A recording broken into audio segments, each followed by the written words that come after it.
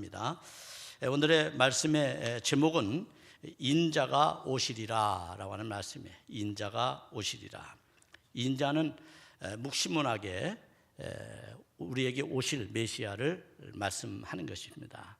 하나님께서 인간의 몸을 입고 이 땅에 오시는 그 사건 성육신의 사건을 말하는 것이죠. 그런 의미에서 대림절은 굉장히 중요하다라고 말할 수 있어요. 물론 대림절이나 강림절이나 동일한 말이에요.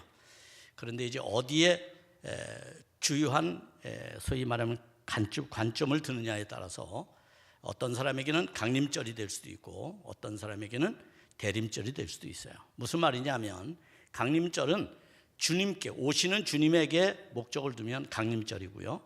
대림절은 기다리는 나에게, 기다리는 내 마음의 상태, 나의 준비, 나의 신앙, 이것을 점검하는 거면 대림절이라고 말할 수가 있습니다. 여러분은 어떤 절기를 우선하는지를 여러분 스스로가 한번 생각해 보시고요. 오늘 말씀 속에서 하나님께서 우리에게 이 대림절에 어떤 의미를 우리에게 주시는지 함께 생각해 보는 시간이 됐으면 좋겠습니다. 저는 말씀을 시작하면서 기다리는 우리의 마음을 대변하는 시가 있어서 시 한 편을 여러분에게 소개해 드리면서 그 의미가 무엇을 말하는지를 한번 묵상해 보겠습니다. 시의 주제는 너를 기다리는 동안이라고 하는 황지우 시인의 시입니다. 한번 잘 되새겨 보시기를 바랍니다. 내가 오기로 한 그 자리에 내가 미리 가 너를 기다리는 동안 다가오는 모든 발자국은 내 가슴에 쿵쿵거린다. 바스락거리는 나뭇잎 하나도 다 내게 온다. 기다려본 적이 있는 사람은 안다. 세상에서 기다리는 일처럼 가슴 애리는 일 있을까? 내게 오기로 한 그 자리, 내가 미리 와 있는 이곳에서 문을 열고 들어오는 모든 사람이 너였다가 너일 것이었다가 다시 문이 닫힌다. 사랑하는 이여, 오지 않는 너를 기다리며 마침내 나는 너에게 간다.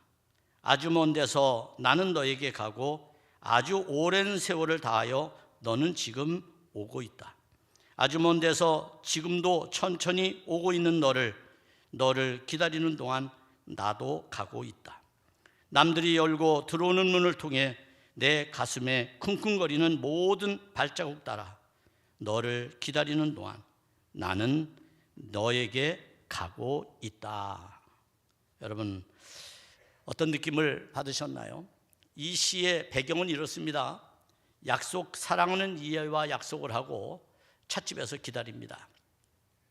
기다리는 동안 온통 기다리는 사람은 오는 사랑하는 사람에게 집중되어 있습니다.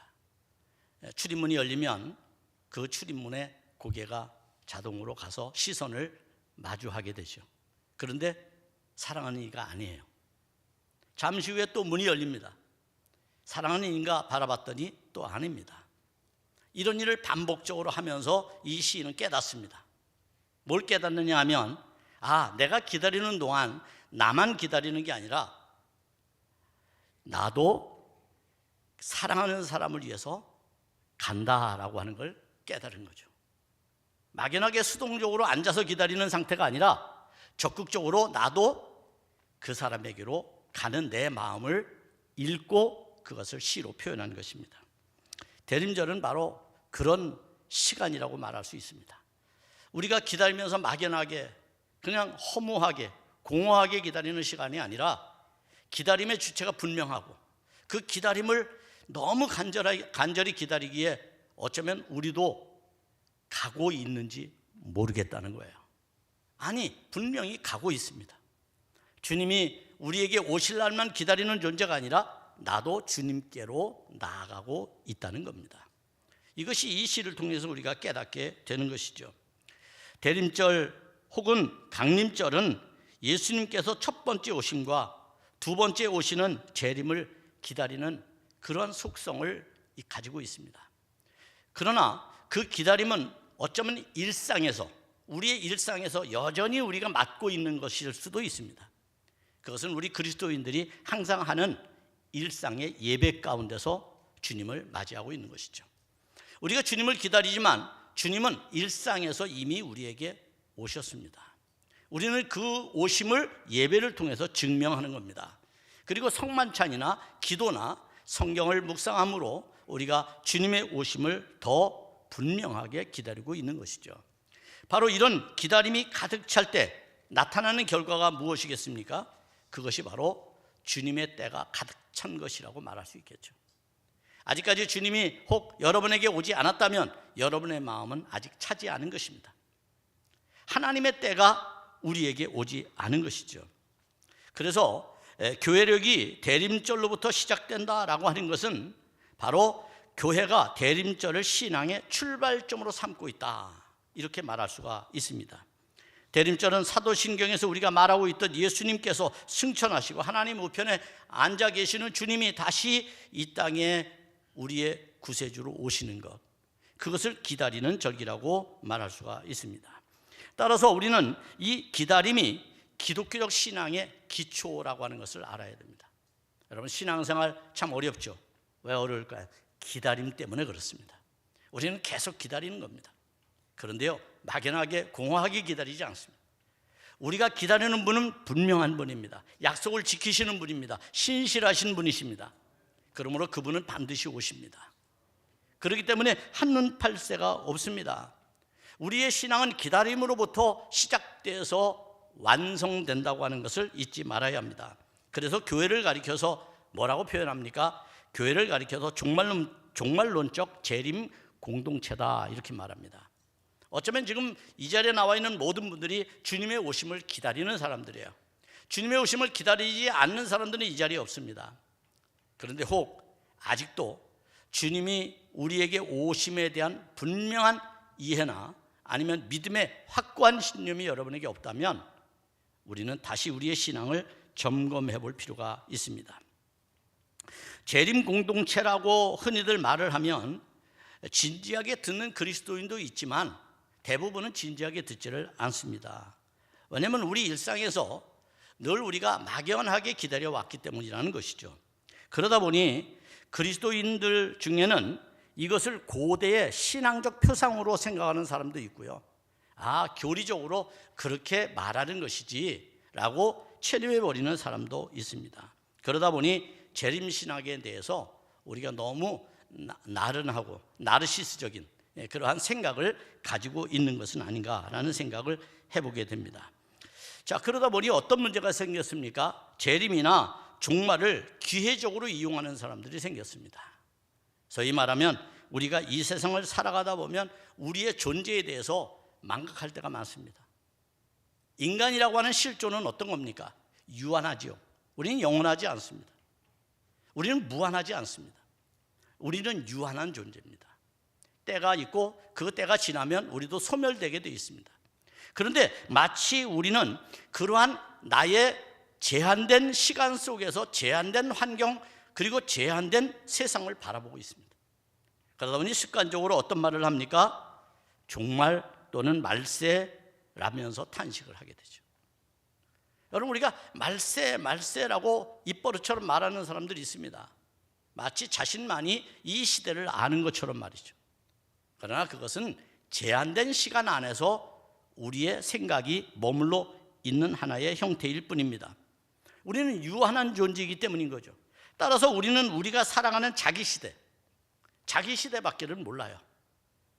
마치 우리가 역사책이나 아니면 고전을 읽으면서 그 옛날 과거의 생각을 떠올릴 수 있지만 또 상상하는 여러 가지 상상의 그러한 책들을 통해서 미래를 우리가 어느 정도 이해할 수는 있지만 그러나 우리가 바라보는 명확한 것은 우리가 살아가는 이 시대일 뿐입니다. 그러다 보니 전 이해가 부족합니다. 하나님께서 역사를 만드시고 하나님께서 역사를 쓰시는 것에 대해서 우리가 이해가 부족할 때가 많아요. 왜 우리가 다툽니까? 왜 우리가 맨날 혼란스럽고 우리의 신앙이 왜 편차가 이렇게 커집니까? 왜 하나님 앞에서 참된 평안을 얻지 못하고 불안함과 그리고 답답함 속에서 살아갑니까? 이 모든 결과들이 내가 바라보고 있는 세상에 집착하기 때문입니다. 그래서 우리는 그 제한된 시간에서 종말을 이해하려고 합니다. 그러다 보니 내가 보는 세상 보면서 탄식을 하게 되는 거고, 이 시대적 판단이 자기 안에 머물러서 결국 미련한 다섯처녀처럼 돼버리는 겁니다. 지혜로운 다섯처녀는 그렇게 살지 않았죠. 그는 언제나 준비하면서 삽니다. 왜? 하나님의 때를 채우는 일이 신앙이었기 때문입니다. 하나님께서 가지고 있는 시간, 하나님의 뜻이라고 하는 가득 찬 시간이 차야만 주님이 오시는데, 그것을 채우려고 하지는 않고 나에게 필요 조건만 따진 결과 우리는 연민하고 염려하는 시대로 살아가게 되는 거죠. 그러다 보니 우리를 혹세무민하고 유혹하고 미혹하는 사람들에게 빠지게 되는 겁니다. 그들은 대개 시한부 종말론을 가지고 우리에게 미혹의 손길을 내밉니다. 왜냐하면 우리가 한 시대를 살아가고 있기 때문에 그런 것이죠. 그래서 그들에게 현혹되면 결국 자기의 영혼을 망치게 되는 겁니다. 이런 혹세무민하는 사람들이 경제가 어렵거나 국가가 위태롭거나 또 여러 가지 재난이 있거나 또 사람들이 매우 공허하거나 이럴 때 그들이 찾아오는 겁니다. 그들을 사이비 종교의 한 형태라고 보는 거죠. 그리고 그 문제는 사회 문제가 되고 모든 사람들을 영혼을 파괴하게 되는 겁니다. 이런 종말론의 혼돈을 정리해 주는 게 뭡니까? 바로 성경입니다. 그래서 성경을 잘 읽어야 되는 겁니다. 성경을 잘 해석해야 되는 겁니다. 잘못 해석하면 그런 문제가 생기게 되는 것이죠. 오늘 본문을 여러분이 한번 피상적으로 13장을 보십시오. 마가복음 13장의 내용을 보면 세상의 종말에 대해서 이렇게 표현합니다. 예루살렘 성전이 무너지고 전쟁과 난리가 일어납니다. 가족끼리 서로 증오합니다. 온갖 환란이 일어나고 거짓 선지자들이 설쳐됩니다. 세상이 거의 막장 수준에 이르는 것처럼 보입니다. 이럴 때 사람들은 종말이라고 말하면서 탄식하고 절망하죠. 그러나 그것은 어쩌면 역사에서 반복적으로 해왔던 일입니다. 이 성경이 언제 쓰여졌습니까? 1세기에 쓰여졌습니다. 1세기의 초대교회 상황이 그렇습니다. 예루살렘 성전이 파괴되었습니다. 로마가 와서 유대민족을 짓밟습니다.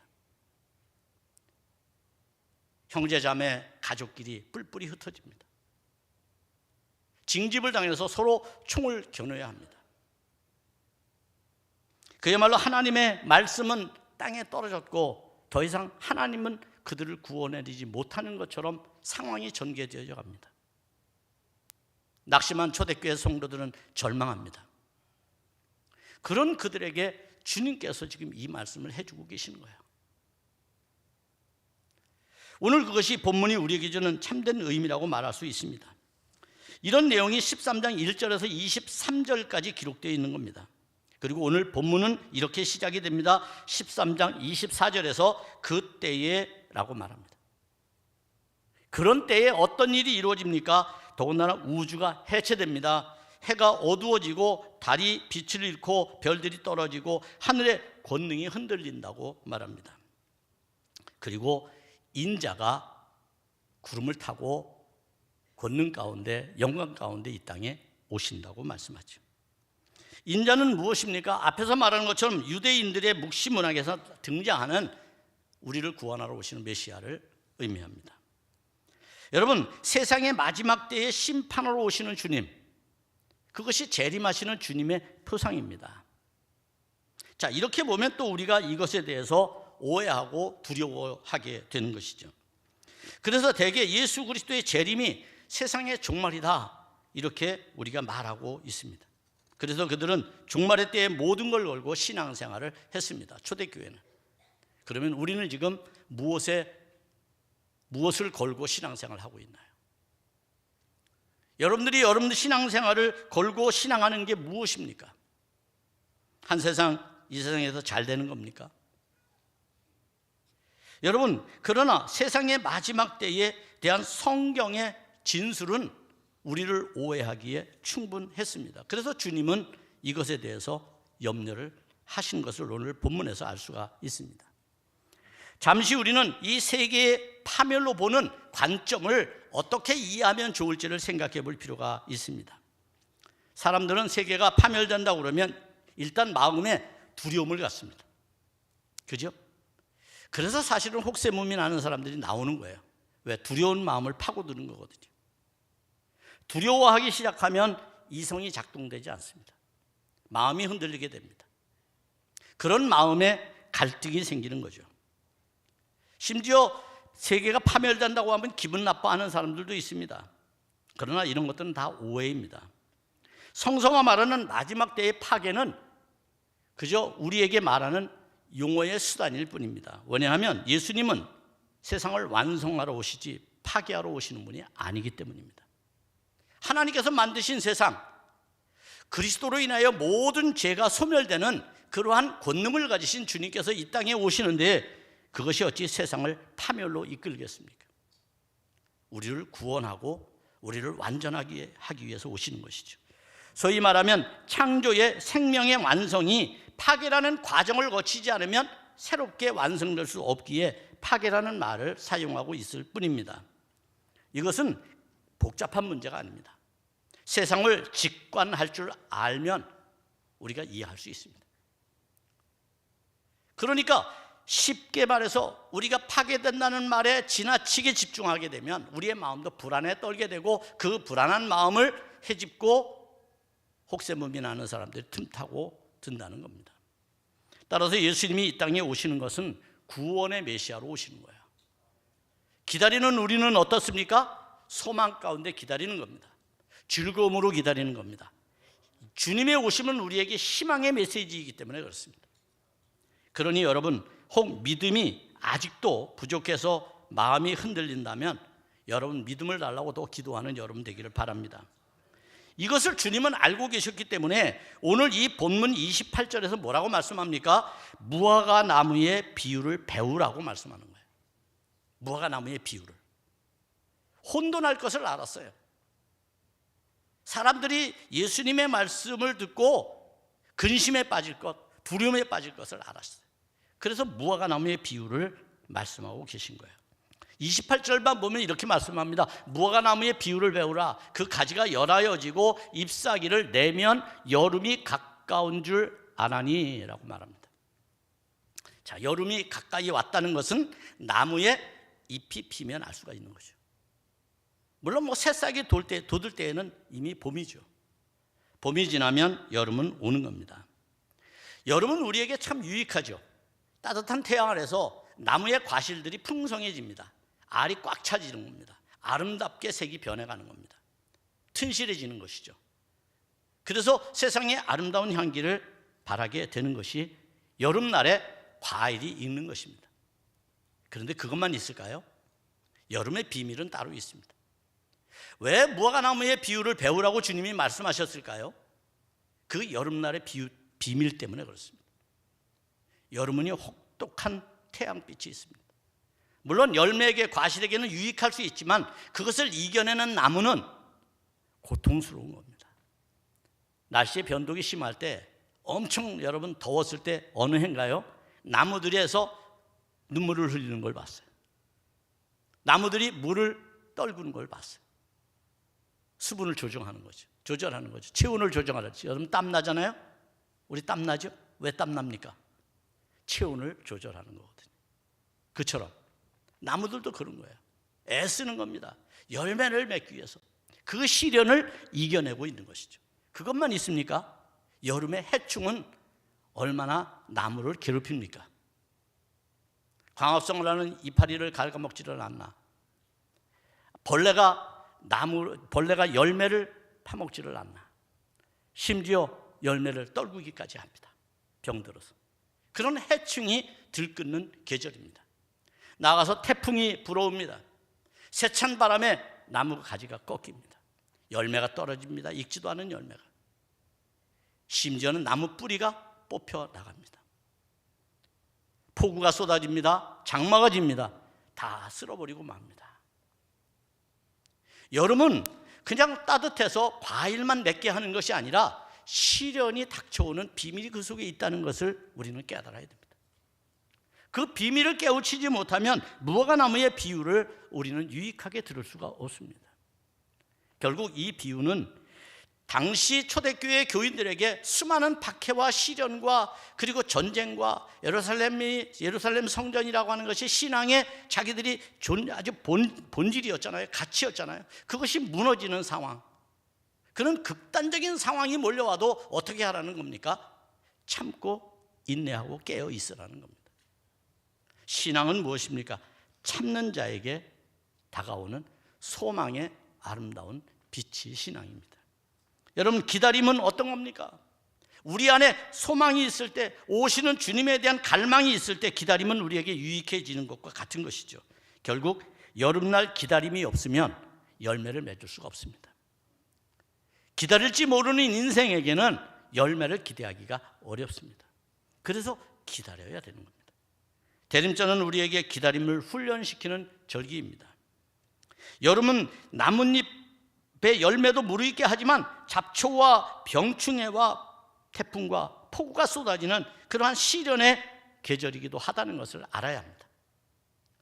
그 속에 감춰진 그러한 시련들을 어떻게 내가 이겨낼 것인가, 우리 인생에서 어떻게 그것을 극복할 것인가, 그러기 위해서 배워야 될 것이 하나 있다면 때라고 하는 것을 우리가 배울 필요가 있습니다.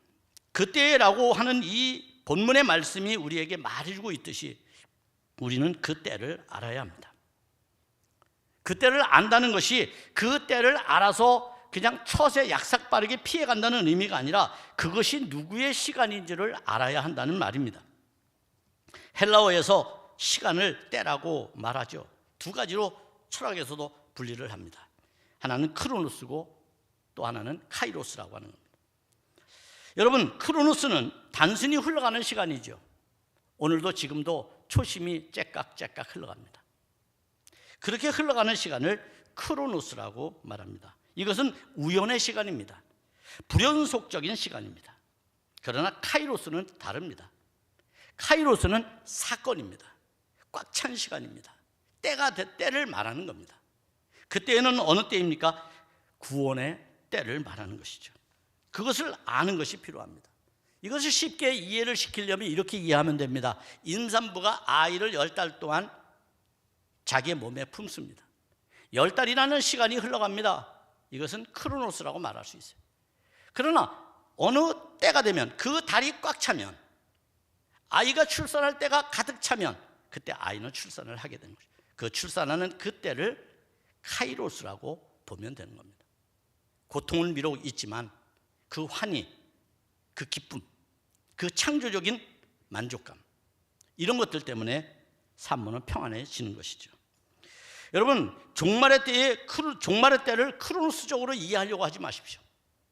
그것은 세상적인 미혹일 뿐입니다. 우리가 선교적인 열정을 가지고 있고 우리가 열심히 하면 주님께서 빨리 오시겠다고 말하는 사람이 있다면 그것은 정말 도둑질하는 것과 같습니다. 거짓된 것입니다. 주님의 시간은 주님이 가득 차야 오시는 거지 내가 가득 채운다고 오는 게 아닙니다. 그런데 우리는 때때로 선교를 하면서 빨리 땅끝까지 선교해야지 주님이 빨리 오신다고 그렇게 말하는 사람들이 있습니다. 잘못된 교리입니다. 잘못된 생각입니다. 주님은 주님의 시간에 오시는 겁니다. 그러므로 카이로스적 시간은 구원의 때를 말한다고 할 수 있습니다. 32절에서 그날과 그때는 그래서 아무도 모른다고 주님이 말하는 겁니다. 왜? 혼돈스러울 것을 아셨거든요. 사람들이 이것 때문에 그때를 피하려고 하는 꼼수가 사람들에게 작동될 것을 주님은 아신 겁니다. 인간이 얼마나 교묘한지 아십니까? 잠시의 시련을 피해가려고 하고 그것을 모면하려고만 애쓰는 게 사람들입니다. 그러나 마지막 때는 모르는 겁니다. 왜냐하면 생명의 완성의 때이고 구원이 예상되는 때이기 때문에 그렇습니다. 그것을 뛰어넘는 것이죠. 소위 창조적 사건이 성부 하나님에게 주어진 권위라면 그것을 아버지 되시는 하나님께 예수 그리스도께서 인정하시고 위임하는 것으로 볼 수가 있습니다. 사실은 우리가 알듯이 주님이 이 땅에 오시잖아요. 그럼 주님이 모르실 일은 없죠. 그러나 아버지의 권한을 주님이 아들로서 아버지의 권위를 인정하는 행위로 볼 수 있습니다. 따라서 주님의 주권을 침범하는 욕망보다 그 섭리에 순종하는 우리의 태도가 마땅한 신앙의 태도입니다. 우리는 그때를 잘 준비하면서 기다려야 합니다. 그렇게 될 때 지혜로운 삶을 살아갈 수가 있습니다. 생명 완성을 가리키는 예수님의 재림이 지연되는 현실 속에서 초기 그리스도인들은, 초기 교회는 이것을 깨달아야만 했어요. 이걸 깨닫지 못하면 신앙을 금방 잃어버리는 상황이 벌어지게 된 것입니다. 그래서 오늘 마가복음은 이렇게 말합니다. 깨어있으라 라고 하는 권면을 3번씩이나 강조합니다. 33절, 35절, 37절에서 3번씩이나 깨어있으라고 반복적으로 말하고 있습니다. 각각의 권면의 내용들을 보면 그 중요성이 무엇 때문인지를 우리가 알게 되는데, 첫째는 때가 언제인지 알지 못하기 때문이라고 33절에서 말씀합니다. 때가 언제인지 모르기 때문에 깨어있는 것만이 중요하다는 겁니다. 두 번째는 집을 떠나는 주인이 종들에게 권한과 사물을 맡겼다는 거예요. 그러면 종들은 어떻게 해야 됩니까? 맡은 사물을 성실하게 감당해야 되죠. 34절입니다. 이때 주인은 문지기를 세워서 깨어있으라고 명령을 합니다. 종들에게 문지기를 세워서 깨어있으라. 35절에서 말씀하죠. 세 번째는 주인이 언제 올지 모르기 때문에 깨어있어야 된다고 36절에서 말씀합니다. 이때 주인은 호련히 오십니다. 호련히 오신다고 하는 것은 누구에 의해서 오는 것이 아닙니다. 모세가 하나님의 이름을, 존재를 알려고 했을 때 하나님은 나는 스스로 있는 자라고 말했던 것처럼 말입니다. 이런 주님의 경고, 누구를 향한 것일까요? 37절을 보십시다. 이게 참 매우 중요하고 무게감이 있습니다. 37절입니다. 깨어있으라. 내가 너희에게 하는 이 말은 모든 사람에게 하는 말이니라. 여러분, 당시 제자들뿐만 아니라 초대교회 성도들뿐만 아니라 이후에 그리스도를 고백할 그리스도 재림 공동체에게 주신 말씀이에요. 깨어있으라는 겁니다. 깨어있기를 축복합니다. 우리의 의식이 깨어야 됩니다.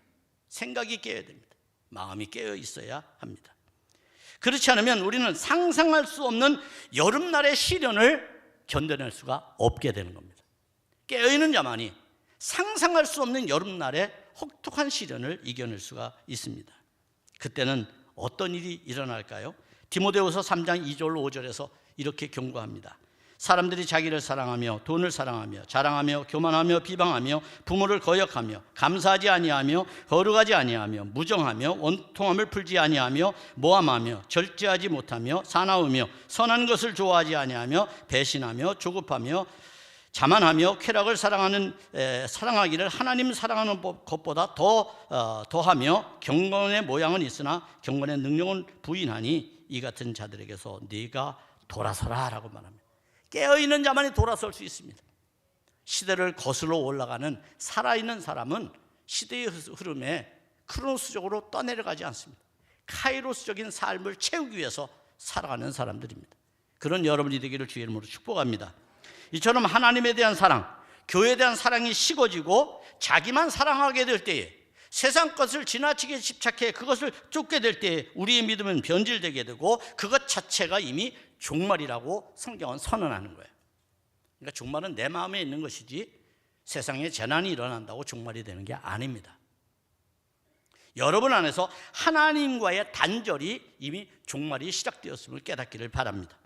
그러므로 진정한 크리스찬은 마지막 때에 시험이 들면 끝장나는 것이다, 이런 생각을 해야 됩니다. 그 마지막 때는 각각의 인생에서 다르게 적용될 수 있습니다. 따라서 시험을 물리치고 이기는 자들이 될 수 있기를 바랍니다. 여러분 모두가 그런 자가 되기를 바랍니다. 계시록 2장 7절은 이렇게 우리에게 권면합니다. 귀 있는 자는 성령이 교회들에게 하시는 말씀을 들을지어다. 이기는 그에게는 내가 하나님의 낙원에 있는 생명나무의 과실을 주워 먹게 하리라 라고 말씀합니다. 사랑하는 여러분, 신앙생활이 무엇입니까? 교회만 왔다 갔다 하면 신앙생활을 하는 겁니까? 성경만 끼고 다니면 되는 겁니까? 여러분이 가지고 있던 전통적인 생각이나 아니면 여러분들이 주관적으로 생각하는 신앙의 모범적인 것을 실천하면 그게 신앙생활입니까? 진짜 신앙생활은 영적 싸움에서 이기는 겁니다. 싸움에서 이기지 아니하면 결코 신앙생활의 승리자라고 말할 수가 없습니다. 죄와 싸워 이기는 생활입니다. 내 속에 일어나는 수많은 욕망을 이겨내는 것입니다. 신앙으로 다듬는 것입니다. 하나님의 은혜로 그것을 만들어가는 것이죠. 세상의 유혹을 이기고 마귀를 이기고 환난과 풍파를 이겨내게 될 때 그리스도인은 기다림이 가득 차 주님의 구원을 경험하게 될 것입니다. 승리하는 그날에 주님을 맞는 여러분이 되기를 주의 이름으로 축복합니다.